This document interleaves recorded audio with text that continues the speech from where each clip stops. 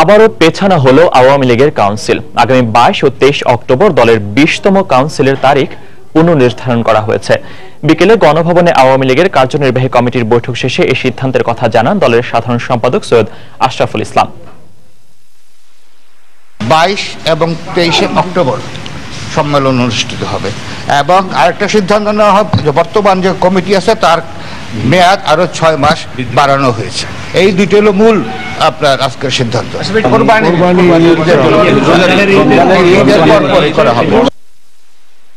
রাজনৈতিক পরিচয়ের আড়ালে জঙ্গি তৎপরতা চালালে তা কোনোভাবে বরদাস্ত করা হবে না বলে হুঁশিয়ারি করেছেন খাদ্যমন্ত্রী অ্যাডভোকেট কামরুল ইসলাম। সকালে ঢাকা বিশ্ববিদ্যালয়ের টিএসসি মিলনায়তনে আওয়ামী লীগ সভানেত্রী শেখ হাসিনার কারামুক্তি দিবস উপলক্ষে ছাত্রলীগ আয়োজিত আলোচনা সভায় বক্তব্য রাখেন তিনি। এ সময় খাদ্যমন্ত্রী অভিযোগ করেন, বিএনপি বিভিন্ন জঙ্গি সংগঠনের পৃষ্ঠপোষক এবং তারাই দেশে গুপ্ত হত্যা চালাচ্ছে। আন্তর্জাতিক ষড়যন্ত্রকারীদের সাথে এই বিএনপি জামাত গাঁটছড়া বেঁধে আজকে বাংলাদেশে জঙ্গিবাদী তৎপরতা চালাচ্ছে। আলমগীর সাহেব সরকার সারাশি অভিযান চালাচ্ছে জঙ্গিদের ধরার জন্য, সন্ত্রাসীদের ধরার জন্য।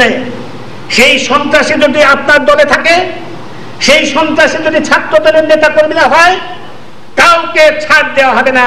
রাজনৈতিক পরিচয়ে সন্ত্রাসী হিসাবে যদি আপনারা কাজ করেন, কোন অবস্থাতেই সরকার ছাড় দেবে না। বাংলাদেশে যে সমস্ত জঙ্গি সংগঠন আছে, আপনারাই সেই জঙ্গি সংগঠনের বিভিন্ন জঙ্গি সংগঠনের পৃষ্ঠপোষক এবং সেই জঙ্গি সংগঠনের হয়ে আপনারা আজকে কাজ করছেন।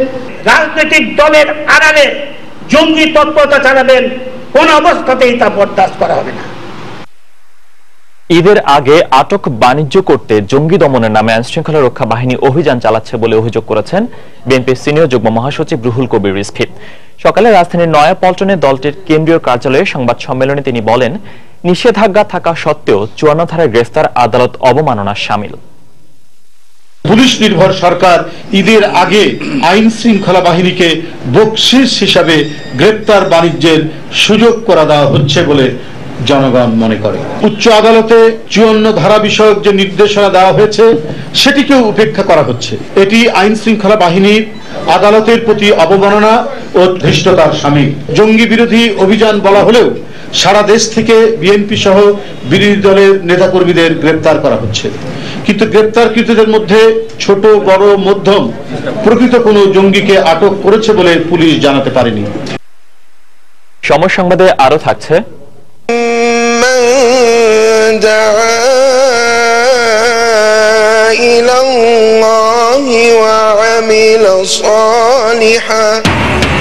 সব ধর্মের মানুষের শ্রদ্ধা আর ভালোবাসায় চিরনিদ্রায় শায়িত হলেন কিংবদন্তি মুষ্টিযোদ্ধা মোহাম্মদ আলী।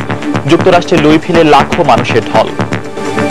পবিত্র ঈদ উল ফিতর উপলক্ষে ঢাকায় ভারতীয় হাই কমিশনের চালু করা ঈদ ভিসা ক্যাম্পে চলছে দালালদের দৌরাত্ম্য।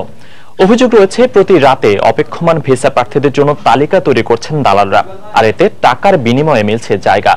ভিসা প্রার্থীরা অভিযোগ করেন, দালালদের এ ধরনের কর্মকাণ্ডের বিরুদ্ধে অভিযোগ করেও পুলিশ ও প্রশাসনের পক্ষ থেকে কোনো সহযোগিতা পাওয়া যাচ্ছে না। সামিউল মুইদের রিপোর্ট। শনিবার রাত 1:45 রাজধানীর বাড়িধারায় অবস্থিত ভারতীয় দূতাবাসের সামনের দৃশ্য এটি। কয়েকটি গণমাধ্যমের ক্যামেরা পৌঁছাতেই দেখা গেল যে অপেক্ষমান ভিসা প্রার্থীদের নামের তালিকা তৈরি করছেন দালালরা। কেউ কেউ অভিযোগ করেছেন, সকালে টাকা দিতে হবে এমন চুক্তির বিনিময়ে মিলছে তালিকায় জায়গা। আবার কেউ কেউ টাকা দিতে না পারলে তাদেরকে জায়গা থেকে সরিয়ে দিচ্ছেন দালালরা।